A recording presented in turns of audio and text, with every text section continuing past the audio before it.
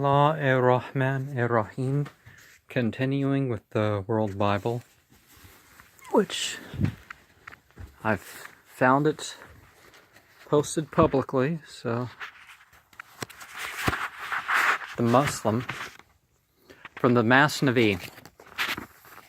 A certain person in the time of Umar, may God be pleased with him, imagines he sees the new moon.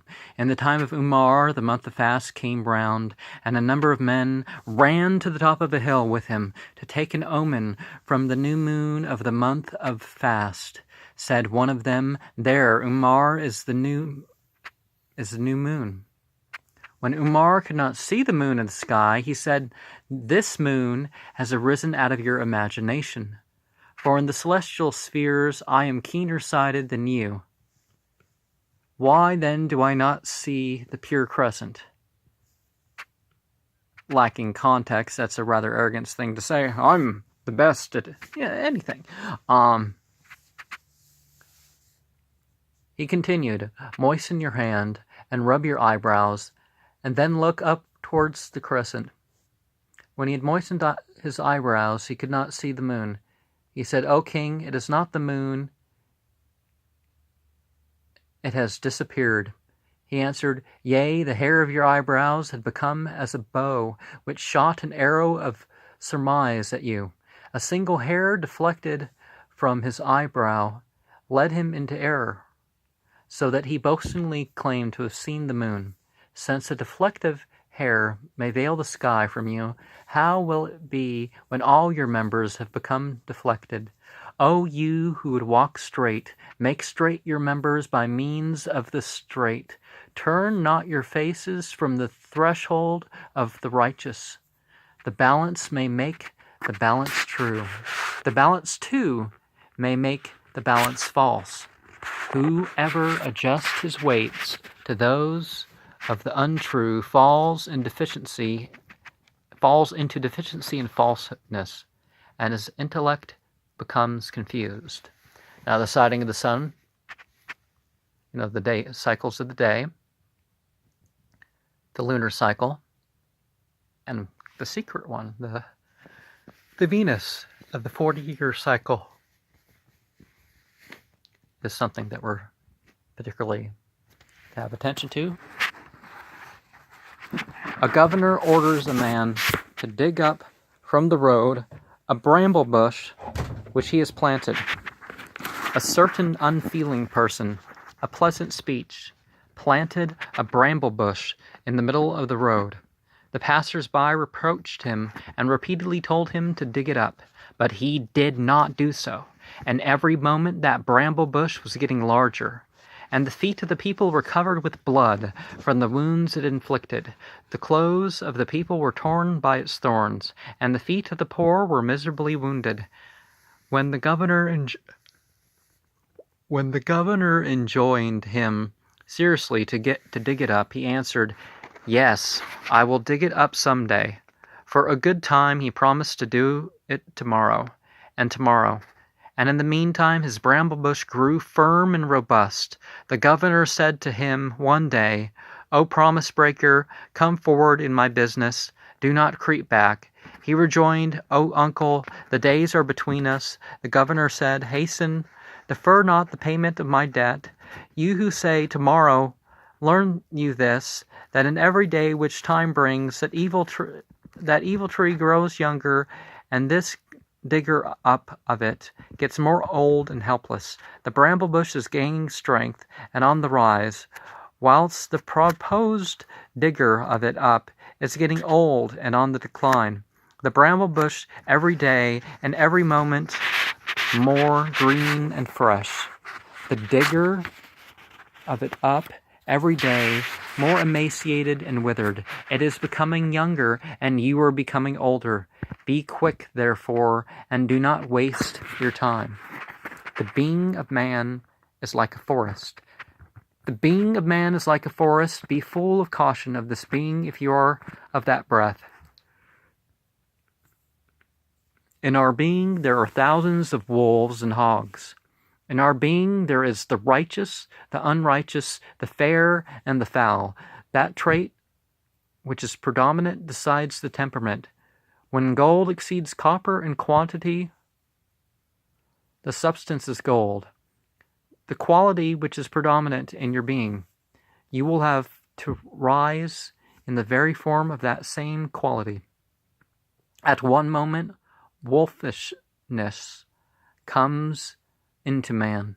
At another moment, the moon-like beauty of the face of Joseph, feelings of peace and enmity go by a hidden road from bosom to bosom. Nay, indeed, wisdom, knowledge, and skill pass from man, even into the ox and the ass. The untrained horse, rough and unformed, becomes of good, easy paces and docile. The bear dances, and the goat also salutes. From men, the desire of doing something enters into the dog.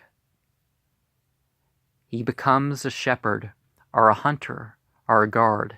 Every moment a new species appears in the bosom, sometimes a demon, sometimes an angel, and sometimes wild beasts.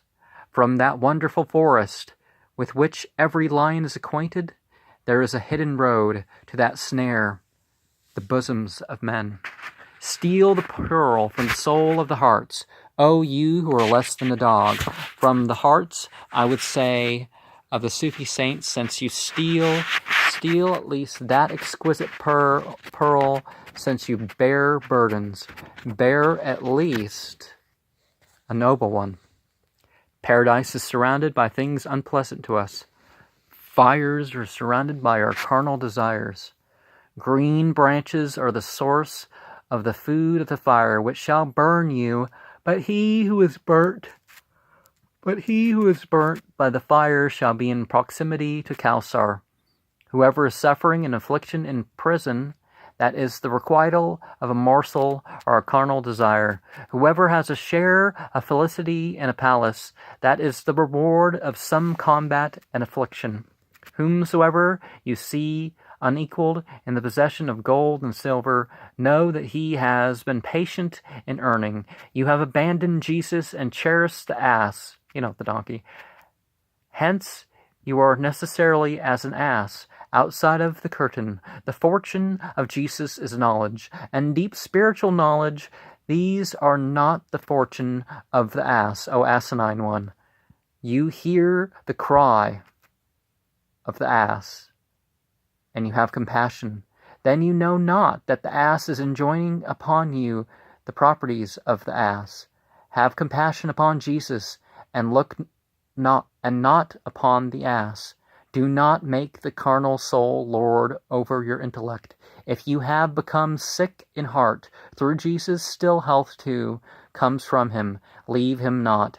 O sweet-breathed Messiah, how are you as to affliction? For there has never been in the world a treasure without a serpent. How are you, Jesus, at the sight of the Jews? How are you, Joseph, at the sight of the crafty and envious? How are you, Joseph, at the sight of the crafty and envious? For this raw people, night and day, you are a furtherer of life, even as the night and day.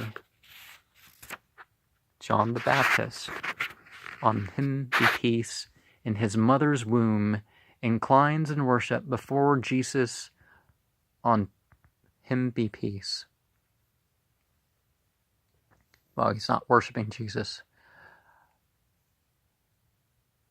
The mother of John, before giving birth to him, said in private to Mary, I have found for certain that you will give birth to a king who will be a Lord of constancy, a wise apostle. When I have happened to be opposite to you, my unborn child at once has inclined in worship. This embryo inclined in worship before that embryo, it prostrated a particular direction, so that pain affected my body through its inclination. Mary said, I also have perceived within myself an inclination on the part of the infant in my womb. Fools say, cancel this story, because it is an untruth and an error, since Mary at the time of her delivery was far both from strangers and from relatives, until that woman a persuasive elegance, was delivered without the town. She really did not enter it. When she had given birth to him, she then took him up in her arms, and carried him to her kindred. Where did the mother of John see her to speak these words to her as to the supposed occurrence? Let the cavalier know this, that to the man of mind, that which is absent as to space is present. The mother of John, when far from the eyes of Mary, might be present to her spiritual vision. With closed eyes she might see a friend, when she has made a lattice of the body. And if she saw her neither without, nor in her own mind, pay attention, simpleton, to the spirit of the story. Oh, my brother, the story is like a measure. The spirit in it is like the grain. The man of intellect takes the grain, the spirit. He does not pay attention to the measure, though it be taken away. And it's probably an adaptation of some Christian story from some gospel, which I don't remember the name of. The contentions as to grapes of 4 persons, each of whom knows grapes by a different name. A man gave a dirham to 4 persons. One of them, a Persian, said, "I will spend this on angur." Another of them was an Arab. He said, "No, you rogue, I want inab, not angur." A third was a Turk. He said, "I do not want inab, dear friend, I want uzum." The fourth was a Greek. He said, "Stop this altercation, I wish for istafil." Those persons began to fight against one another because they were ignorant of the secret of the names. Through sheer ignorance, they struck one another with their fists. They were full of ignorance and devoid of knowledge. If one who knew the inner truth, an estimable man, versed in many tongues, had been there, he would have reconciled them. He would have said, "With this 1 dirham, I will gratify the desire of all of you. If in all sincerity you entrust your hearts to me, this dirham of yours will do so much for you. Your 1 dirham will become as 4, which is what is wanted. 4 enemies will become as one by concord. Although your words appear uniform and in harmony, they are the source, in their effect, of contention and anger.